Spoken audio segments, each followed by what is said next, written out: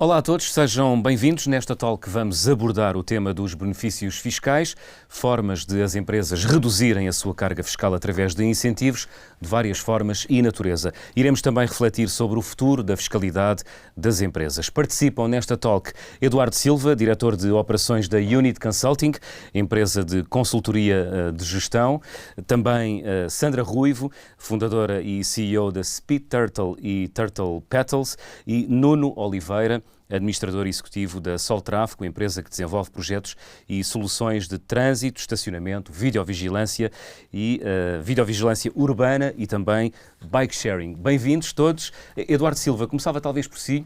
O Orçamento do Estado deste ano prevê uma série de benefícios para as empresas no domínio dos salários, capitalização, IRC, startups, energia, etc.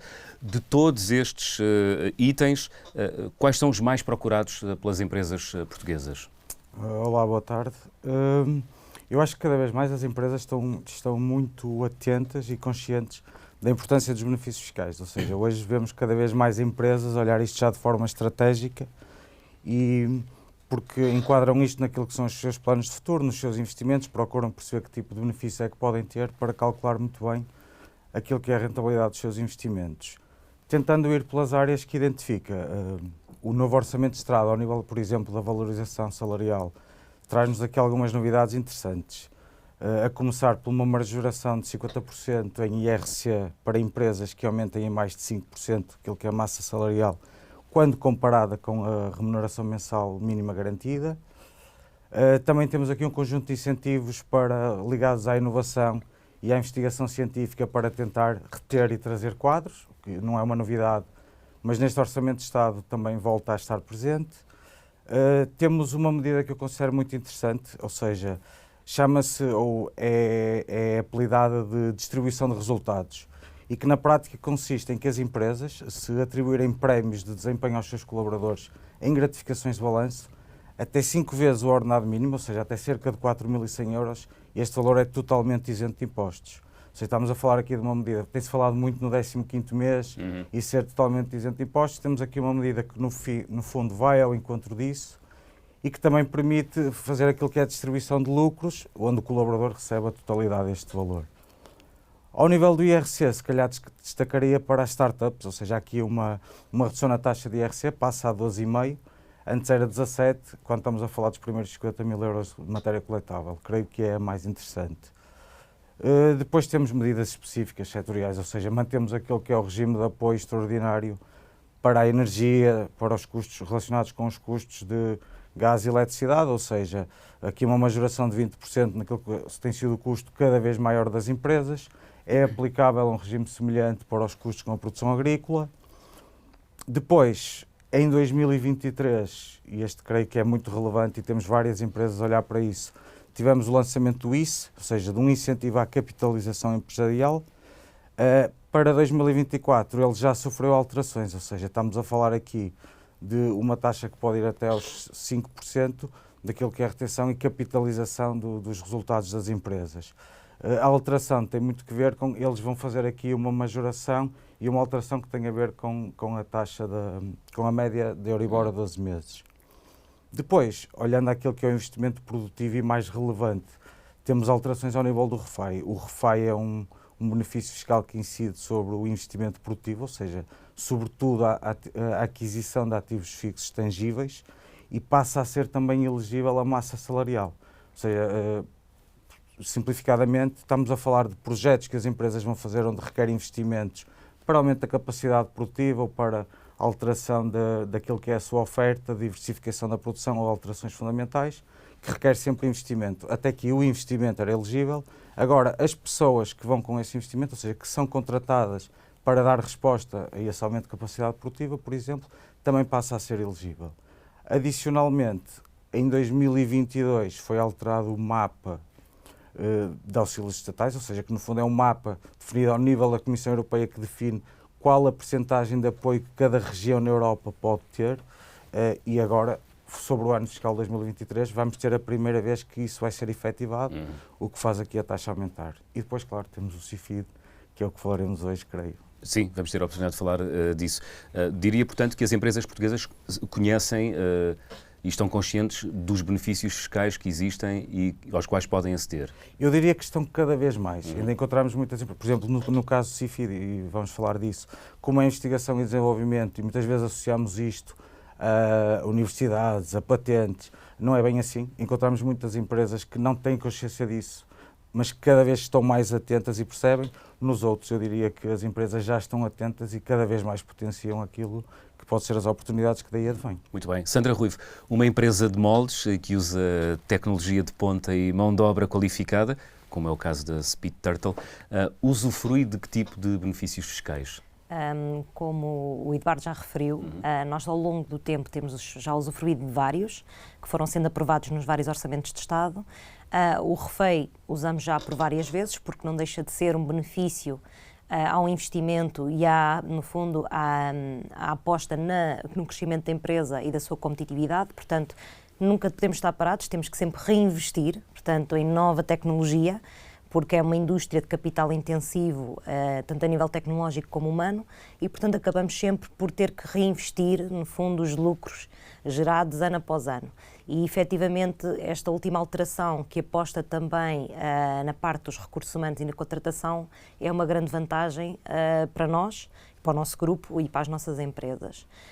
Por outro lado, como temos uma aposta muito grande também ao nível da investigação e desenvolvimento, o CEFID representa uma grande fatia desse incentivo fiscal, porque efetivamente nós, ano após ano, nunca deixamos de apostar nessa parte, portanto, na investigação e desenvolvimento, senão a indústria acaba por morrer se não houver esse investimento e essa aposta, e acontece-nos sempre essas situações, portanto não há forma a dar, temos que sempre investir na investigação e desenvolvimento, na inovação, e o CEFID, neste momento, para nós e para a nossa indústria, é o melhor incentivo fiscal que temos disponível. Já vamos ter a oportunidade de falar e de detalhar melhor a forma como a Speed Turtle acede ao sistema de incentivos fiscais em investigação e desenvolvimento. Nuno Oliveira, a Soltráfego vai recorrer aos benefícios fiscais previstos para este ano? E se sim, quais? Nós vamos tentar recorrer a alguns. Esse não é basicamente o nosso foco. Nós estamos muito focados, obviamente, na nossa operação, mas sempre garantindo aquilo que é a nossa competitividade num setor que é extremamente exigente em Portugal, como é o setor da mobilidade. Nós aproveitamos muito o CIFID, ele tem sido muito importante, vamos falar sobre isso com certeza, e vamos tentar aproveitar tudo aquilo que possa, de alguma forma, apoiar não só a contratação de jovens e de quadros ainda mais qualificados para a nossa empresa e para a nossa indústria, e também para apoiar ainda mais a sua valorização salarial. É muito difícil hoje não só recrutar, mas também manter talentos nas nossas organizações, e na nossa área também, em particular, tem muito de engenharia. A nossa concorrência nem sequer são quem está no nosso mercado, são as empresas internacionais que têm uma restrição orçamental completamente diferente das empresas portuguesas. Portanto, estão a competir contra o mundo. E que nós estamos, e as nossas equipas a competir contra o mundo e os nossos jovens, os nossos quadros, a ser todos os dias aliciados para trabalharem para empresas na Alemanha, no Reino Unido, sem sequer terem de sair de Portugal, do conforto de suas casas. E, portanto, tudo o que nós podemos fazer para continuar a valorizar, também do ponto de vista do salário, aquilo que são os nossos quadros e os nossos recursos que são críticos numa área tão competitiva, vamos aproveitar ao máximo, porque não só enquanto empresa, mas como família que gere a empresa e como contributo para a nossa comunidade, é o que achamos que é completamente o caminho correto. Vamos lá então ao CIFID, o Sistema de Incentivos Fiscais em Investigação e Desenvolvimento Empresarial. Eduardo, no que é que consiste e quais são os requisitos que as empresas devem obedecer para poderem usufruir deste sistema? O CIFID, ao contrário de todos os outros benefícios fiscais, consiste numa candidatura, ou seja, é uma candidatura que é submetida à Agência Nacional de Inovação. O CIFID existe já há muitos anos, desde 1997. Só para esclarecer, os outros todos são automáticos, este é necessário... Ou seja, os outros carecem de... Não posso falar por todos, porque em Portugal temos dezenas ou centenas, mas os que falamos aqui, no fundo, a empresa faz um dossiê fiscal onde justifica o apuramento do valor e guarda para se um dia for necessário. Okay. Pega no valor apurado e insere no modelo 22. O CIFID também tem esta parte, mas carece sempre de uma avaliação e aprovação da Agência Nacional de Inovação. Porquê? Porque é basicamente, o CIFID, Sistema de Incentivos Fiscais à Investigação e Desenvolvimento Empresarial, ou seja, carece que alguém valide efetivamente a investigação e desenvolvimento. Foi criado para aumentar a competitividade das empresas e hoje sabemos e e temos dezenas de estudos que demonstram que a investigação e desenvolvimento potencia a competitividade da empresa, ou seja, é um dos principais catalisadores do crescimento de uma empresa, e a lógica é fomentar efetivamente esta aposta em ID. Em que é que consiste? Ou seja, as empresas têm que justificar a sua despesa de ID, que pode ser a 2 níveis. Ou seja, temos aqui um conjunto de despesas que são transversais, como por exemplo, tem-se falado muito nos fundos de investigação e desenvolvimento, ou seja, empresas que investam em fundos de investigação e desenvolvimento podem concorrer ao CIFID e aí é meramente um processo administrativo, quase semelhante aos outros. Mas a maior parte das empresas concorre porque efetivamente faz ID intramuros, ou seja, dentro de casa.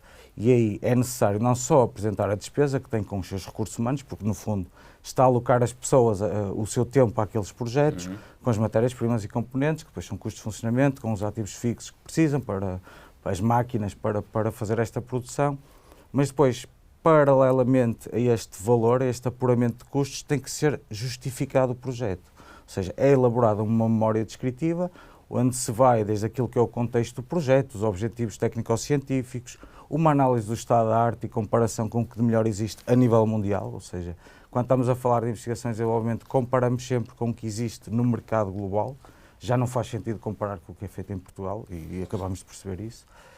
E depois é feita essa candidatura, é submetido esse dossiê à Agência Nacional de Inovação, que efetivamente confirma que estamos a falar de investigação e desenvolvimento, e se sim, emite uma declaração onde recomenda o benefício fiscal do valor apurado, ou que também acontece, não concorda, diz que não se trata de um projeto de investigação e desenvolvimento, e aí o benefício fiscal não existe. Sendo que, obviamente, as empresas podem recorrer desta decisão para obter isto. Em termos práticos, como disse, o que é elegível aqui é qual é o custo que é apurado.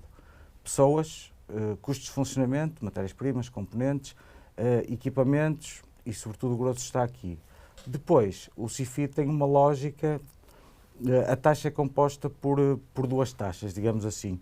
Uma referente à despesa do ano, que são 32,5%, ou seja, 32,5% da despesa apurada, converte em benefício fiscal. Mas a isto soma-se 50% do aumento face à média dos 2 anos anteriores. Ou seja, qual é o objetivo aqui? Mais uma vez, estimular o reforço das empresas para apostarem em ID, ou seja, o benefício, porque o objetivo é que as empresas peguem no benefício e reinvistam em ID.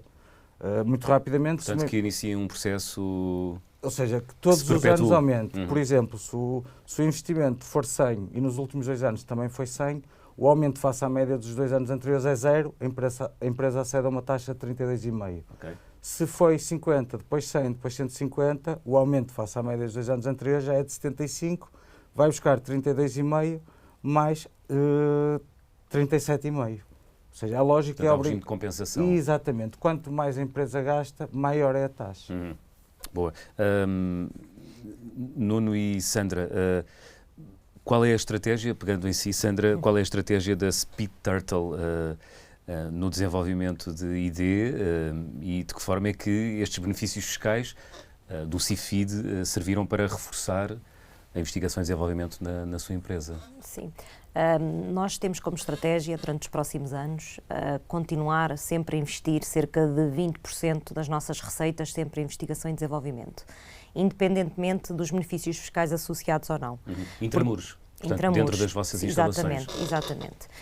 No grupo temos sempre essa política, até porque consideramos, lá está, que é através de investigação e desenvolvimento que geramos valor acrescentado no nosso serviço e no nosso produto e conseguimos competir de forma global com melhores preços, não é? Maiores rentabilidades no mercado. E, portanto, aí é sempre essencial haver investigação e desenvolvimento e inovação na nossa área de atividade, independentemente dos benefícios fiscais. Os benefícios fiscais, nomeadamente o CIFID, é uma vantagem porque nos permite ter mais à vontade, ter sempre plafons superiores nos anos seguintes para poder voltar a investir e haver mais contratação e conseguir também reconhecer melhor os nossos recursos internos, porque esses são bons, temos que os manter e temos que procurar que eles cada vez mais consigam sempre crescer e continuar satisfeitos onde estão, não é? Portanto, isso também é importante. O facto de conseguirmos ter aí esse incentivo acaba por nos dar mais liberdade de poder até chegar mais longe àquilo que já estava previamente planeado. E, portanto permite outra elasticidade e outra liberdade. Exatamente. Na mesma pergunta, de que forma é que o CIFID serviu para a Soltráfego reforçar a ID? Nós temos um objetivo há muitos anos, que é como é que nós conseguimos democratizar a tecnologia que existe no mundo e trazê-la a qualquer cidade portuguesa, porque nem só Porto de Lisboa, que tem restrições orçamentais pouco significativas, têm que aceder a este tipo de tecnologia. E, portanto, eu uso muitas vezes esta analogia que um município como Sabrosa, com 6.000 habitantes, se tiver a mesma visão que quer o seu território melhor gerido, com melhor segurança rodoviária, e se tiver a mesma visão de gerir a mobilidade com dados, que é aquilo que se quer hoje na área da mobilidade, dentro das cidades inteligentes, como é que eu consigo que, mesmo que as tecnologias sejam diferentes, que um município como Sabrosa tenha o mesmo impacto no território como Lisboa ou como o Porto. E isso faz parte do nosso ADN há muitos anos. E, de facto, o CIFID e aquilo que nós fazemos na nossa política de investigação e desenvolvimento é para isso. É democratizar o acesso destas tecnologias a qualquer cidade ou qualquer município em Portugal.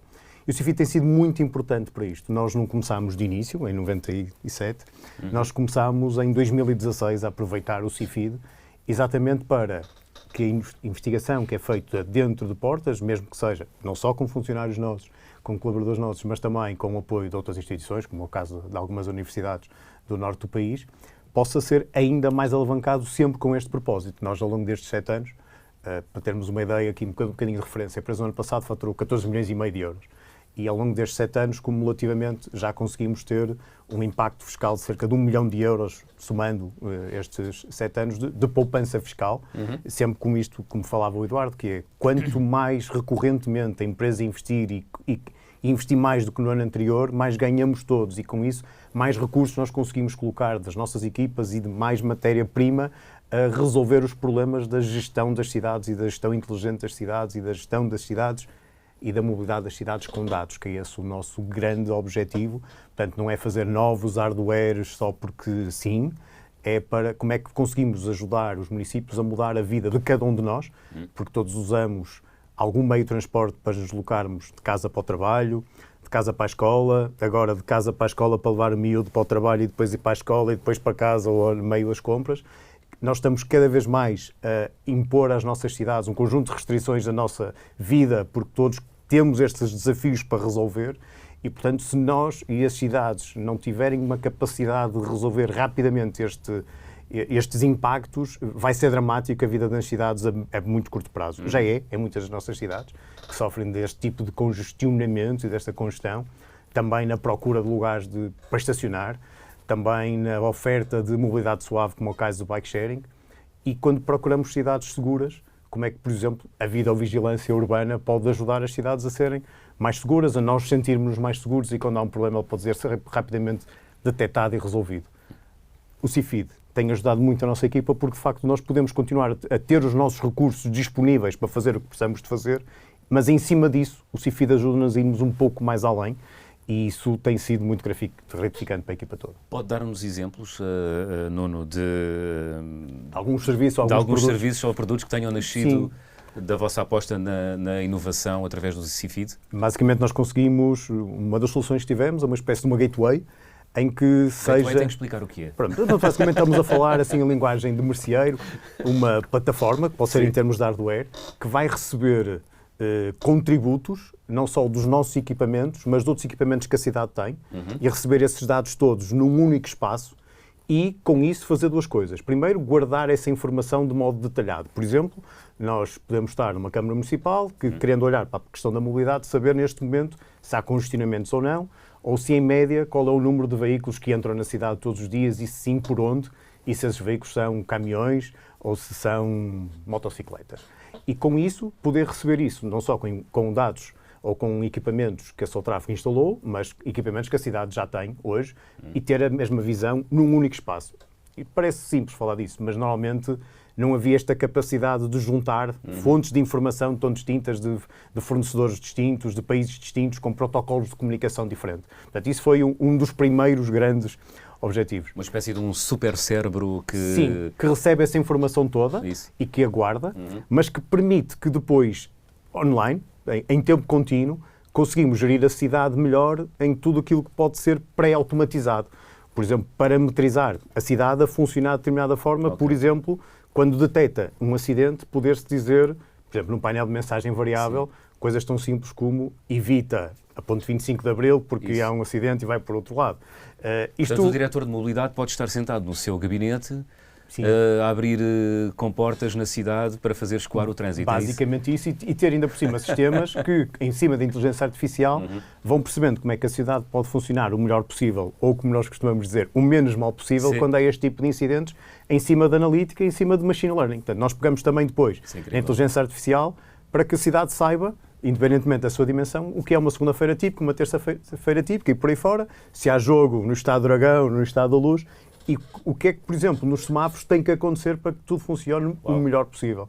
E isso parecia ficção científica e está hoje a acontecer em várias cidades portuguesas. E isso deixou tudo dentro da vossa empresa através da aposta na ideia. Como é que nós podemos pegar nestes conceitos que já existiam noutras cidades, em Portugal, mas com tecnologias mais antigas e, sobretudo, no estrangeiro, e garantir que esta oferta de soluções encaixa nos orçamentos dos municípios portugueses. E esse é um grande desafio.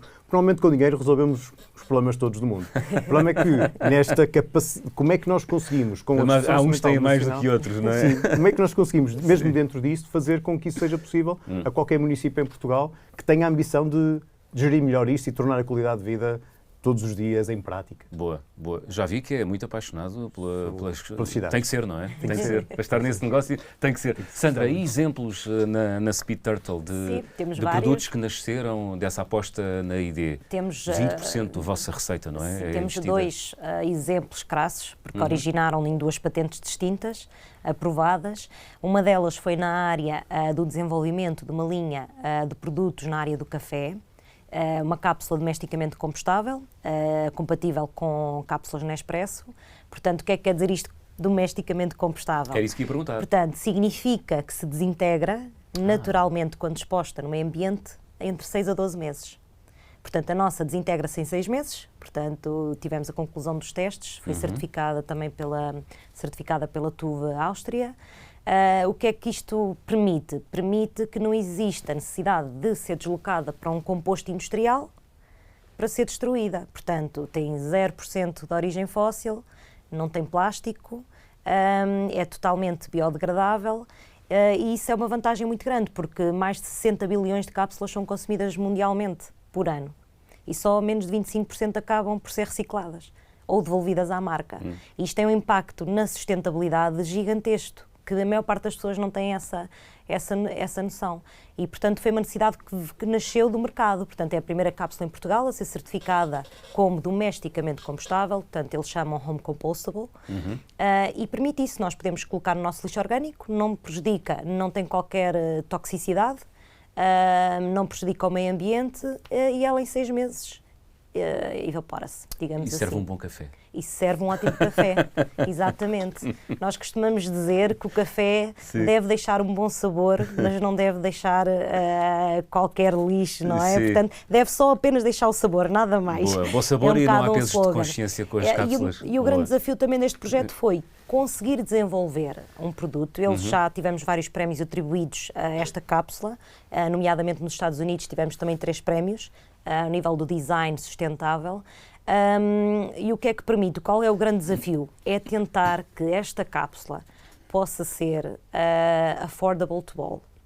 Ou seja, qualquer pessoa possa ter uma opção, vai a um supermercado e possa poder escolher uma cápsula que é amiga do ambiente, mas que seja possível que todos a possam adquirir, porque o problema hoje em dia que existe... democrática ao nível do preço. Exatamente. O problema hoje em dia, nós todos queremos tomar decisões mais conscientes quando consumimos, não é? Ao nível do consumidor, e muitas das vezes, para o poder de compra a nível nacional, internacional já existe várias variações de poder de compra, não é? Mas a nível nacional existe sempre esse fator, não é? Que é decisivo quando nós estamos a optar por algo.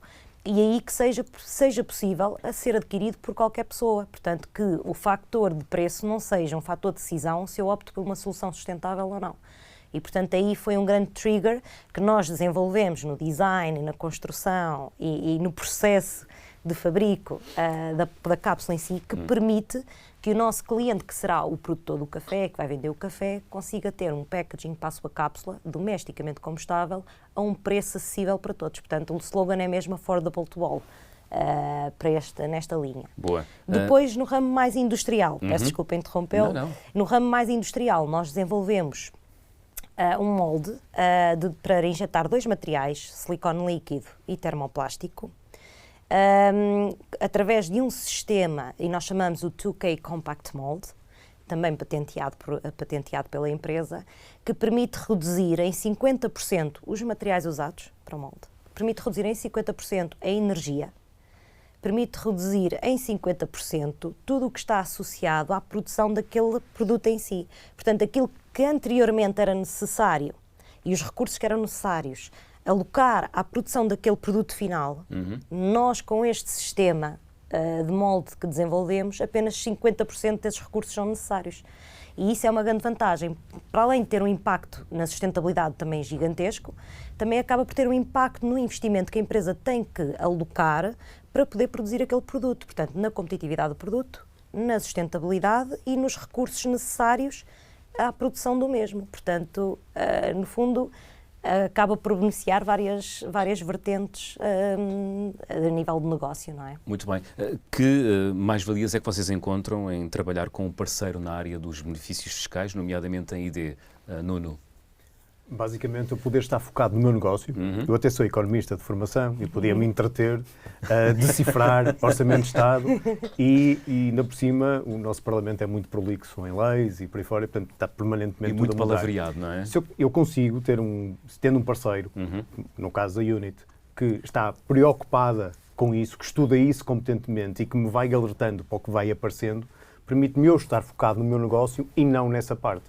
Portanto, fico muito mais tranquilo em gerir as nossas equipas, em estar a gerir os processos de desenvolvimento e os processos de negócio, estar junto dos clientes e junto à operação, sabendo que tenho um parceiro que me ajuda e ajuda a nossa equipa não só na busca de benefícios fiscais que façam sentido à nossa empresa, por um lado, e que ainda por cima tem um know-how para nos ajudar a montar, no caso, por exemplo, do CIFID, que tem as ditas candidaturas, como referia o Eduardo, a montar-nos todo o dossiê para isso, sem que tenhamos que parar, no fundo, toda a operação de uma equipa, mesmo da equipa de ID, para, olha, vamos agora fazer a candidatura ao CIFID. Portanto, a nossa equipa está rotinada a trabalhar com este parceiro, que sabe exatamente o que é que nós temos que entregar, que trabalha connosco permanentemente e que acompanha os nossos projetos e que às vezes até nos desafia, mas aquele projeto em que vocês agora estão envolvidos não seria a altura de também.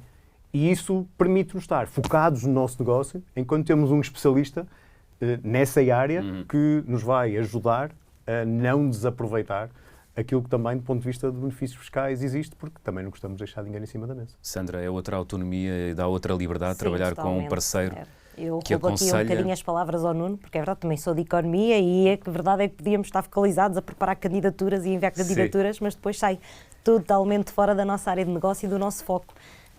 E conseguir arranjar os parceiros certos que nos apoiem e nos permitam trazer mais benefícios à empresa é essencial e, portanto, aqui a UNIT acaba por ter um papel fulcral na nossa atividade, porque nós confiamos totalmente no trabalho que eles desenvolvem, vê-se perfeitamente que eles estão por dentro de toda a informação, se atualizam constantemente, porque há muitas alterações, nós nunca conseguiríamos acompanhar ao nível que existe alterações e mudanças, a nível de legislação, a nível de incentivos, era impossível nós conseguirmos estar diariamente atentos a essas alterações e, portanto, não conseguimos. Só com um parceiro é que conseguimos lá chegar e aproveitar a 100% aquilo que está disponível para nós e para a nossa empresa. Boa. E, portanto, ter um bom parceiro nessa área é fundamental, porque não existe capacidade a nível de empresas, a não ser que se crie um departamento só para fazer candidaturas e só para fazer análises fiscais e a nível fiscal, não é? É que seria possível, mas isso não faz sentido e, portanto, ter o parceiro ideal é a escolha certa. Vamos falar sobre o futuro. Tenho aqui duas perguntas, uma dirigida mais à Sandra e ao Nuno e depois uma pergunta para os três. Talvez começando por si também, Sandra, o que é que seria desejável no futuro orçamento do Estado? A criação ou aprofundamento de benefícios fiscais ou a descida do IRC através de uma reforma do código deste imposto? Eu sou apologista que devia haver uma estratégia generalizada Sim. a nível fiscal. Portanto, eu penso que deveria ser feito um estudo e uma estratégia que abrangesse várias áreas. Não só o IRC, porque o IRC... Um mix de medidas, é isso? Sim, ou seja, havia de haver uma reestruturação fiscal integral do nosso setor económico, porque uma economia, quando tem demasiada interferência do Estado, é uma economia que não cresce. Portanto, quanto menos a interferência existir, mais crescimento a economia terá. E o problema é que nós não estamos só abrangidos por um IRC. Nós, no nosso dia-a-dia e durante o ano, estamos abrangidos por uma série de impostos que afetam não só as empresas, mas também afetam o nosso cidadão. E a verdade é que as empresas precisam de cidadãos, precisam de trabalhadores para que consigam crescer e ter a performance que deveriam ter, não é? E, portanto, eu acho que deve haver uma estratégia estruturada e onde é que se pode baixar para que realmente, em efeitos práticos e não só no final do ano, se uma empresa tiver resultados positivos, termos uma descida do IRC, benefício fiscal, mas no dia-a-dia da empresa e no dia-a-dia também das pessoas. Portanto, eu acho que passa muito, o ideal seria passar muito por uma reestruturação conjunta de vários impostos que sufocam a nossa sociedade e impedem o próprio crescimento económico das empresas e também o poder de compra dos cidadãos. Portanto, eu acho que passaria mesmo por uma reestruturação global do sistema fiscal que neste momento o nosso país tem. Nuno Oliveira, mais benefícios fiscais ou descida do IRC através de uma reforma deste imposto? Ora bem, nesse tipo de debates eu costumo ser um bocadinho polémico. Então vamos lá. Eu não estou muito preocupado em pagar IRC. É bom sinal pagar IRC, quer dizer que eu tenho finanças saudáveis e que geram lucro e parte desse lucro pode ser redistribuído pela minha comunidade. E que atinge um determinado nível de faturação. Isto para nós é extremamente importante. Estou muito mais preocupado, até porque a maior parte das empresas em Portugal não pagam IRC, portanto, isso iria beneficiar algumas empresas, mas provavelmente não todas. Estou muito mais preocupado naquilo que dizia a Sandra, que é, nós temos que decidir, do ponto de vista industrial, o que é que nós queremos para Portugal e o que é que está a faltar para conseguirmos lá chegar. Já percebemos que temos empresários, temos ideias, temos competências, que temos jovens, uns ficam cá teimosamente, outros imigram. Se tudo correr bem, um dia hão de voltar, cheios de conhecimento e de experiências que tiveram, foram buscar o mundo, mas Portugal tem muito mundo para dar a esses jovens também. E aquilo que mais me preocupa é como é que eu posso ajudar a que aquilo que todos falamos, e os políticos agora falam também, em período de campanha eleitoral, de como é que aumentamos o ordenado médio em Portugal, a retribuição média. E, na realidade, parte do problema que eu sinto tem a ver com a fiscalidade dos nossos colaboradores, mas também a fiscalidade que a empresa tem por contratar colaboradores. E, portanto, eu conseguiria, e julgo que a maior parte das empresas portuguesas conseguiriam retribuir ainda mais aos nossos trabalhadores se, e muitas vezes os portugueses não fazem essa conta, se parte dos impostos que eu tenho que pagar em termos de contribuições para aquele colaborador, não fosse tão grande, porque eu conseguiria rapidamente passar esse dinheiro, que hoje em dia entrego diretamente ao Estado, para o meu colaborador e aumentar, assim, o salário médio do meu colaborador em 10, 20, 30% de um ano para o outro. E eu acho que se isso de facto é importante para Portugal, é melhorar os salários, não só o mínimo, mas também o médio. Eu acho que a parte fiscal tem muito a ver com isto, porque as nossas contas têm que fechar ao fim do ano. Eu tenho que ter mais receitas, mais rendimentos do que gastos, e para poder ter lucro para pagar IRC. E eu posso aumentar muito a minha massa salarial para continuar a ser competitivo e a atrair talento e a reter talento. Mas falta aqui uma parte que é de que forma, e eu acho que todos ganharíamos com isso, e o orçamento do Estado também, se parte da receita não viesse da contribuição em cima do salário que os empresários pagam aos colaboradores fruto do seu trabalho. E nós conseguiríamos ter o verdadeiro choque fiscal, do meu ponto de vista, é esse. E isso não colocaria em causa, do meu ponto de vista também, a sustentabilidade da segurança social, porque isso seria ganho pelo lado do trabalhador, que rapidamente veria aumentado o seu poder de compra, o seu salário, as suas contribuições também em termos de IRS eventualmente.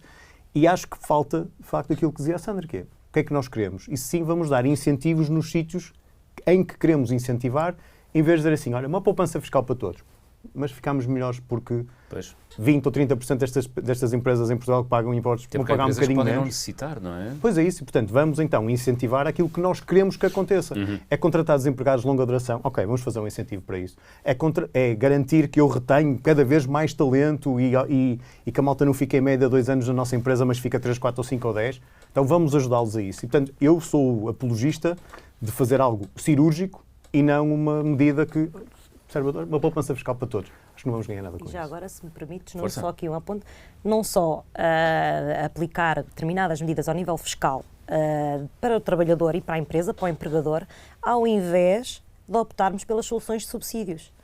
Porque o que acontece muito é que a querer compensar, exatamente, a querer compensar uma falha que existe na nossa economia, cada vez que isso aconteça, o nosso governo atribui um subsídio, seja a pessoa, seja a empresa, isso não vai solucionar o problema da nossa economia e não vai promover o crescimento da mesma. Portanto, o que tem que acontecer é estimular a contratação pelos meios corretos que existem e por aí passa por baixar os impostos relacionados à contratação, porque aí vai garantir efetivamente que existe a contratação.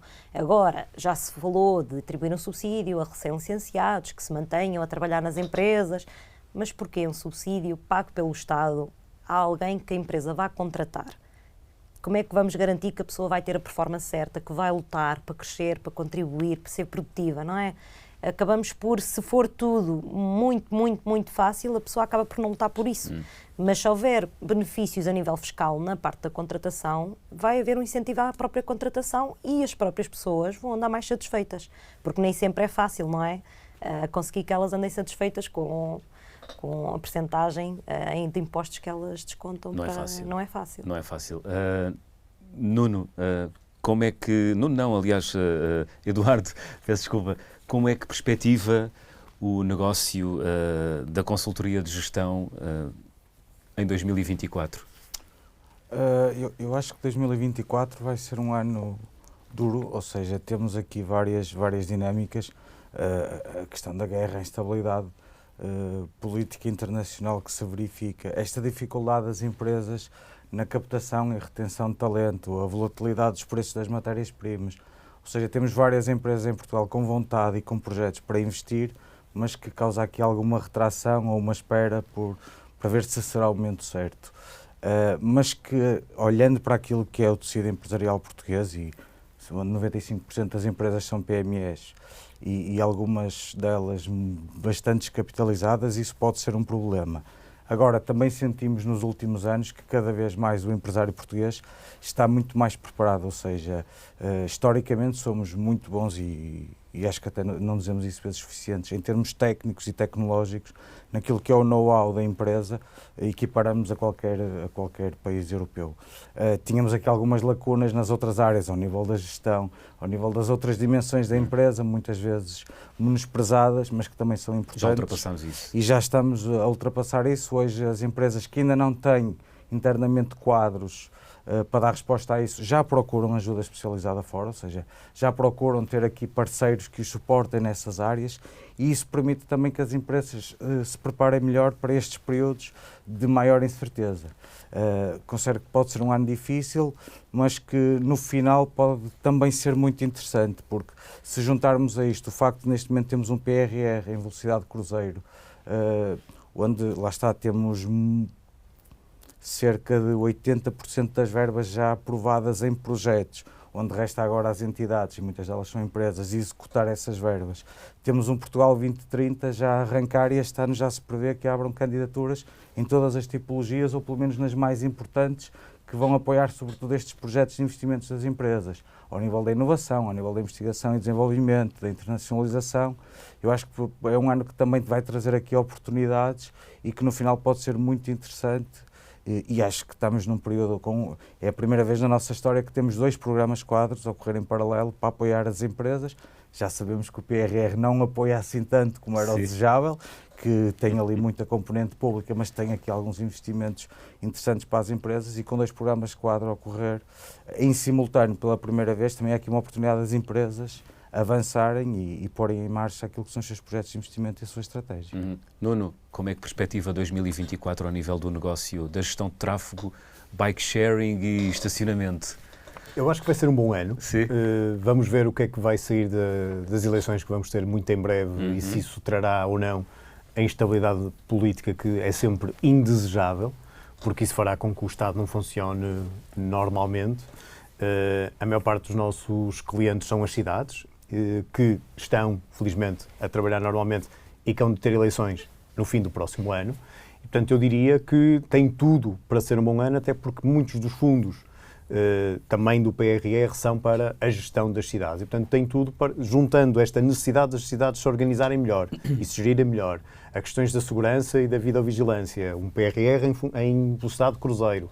Se houver estabilidade política, eu acho que 2024 pode ser um ano excelente para todos e espero também para a Soltráfico.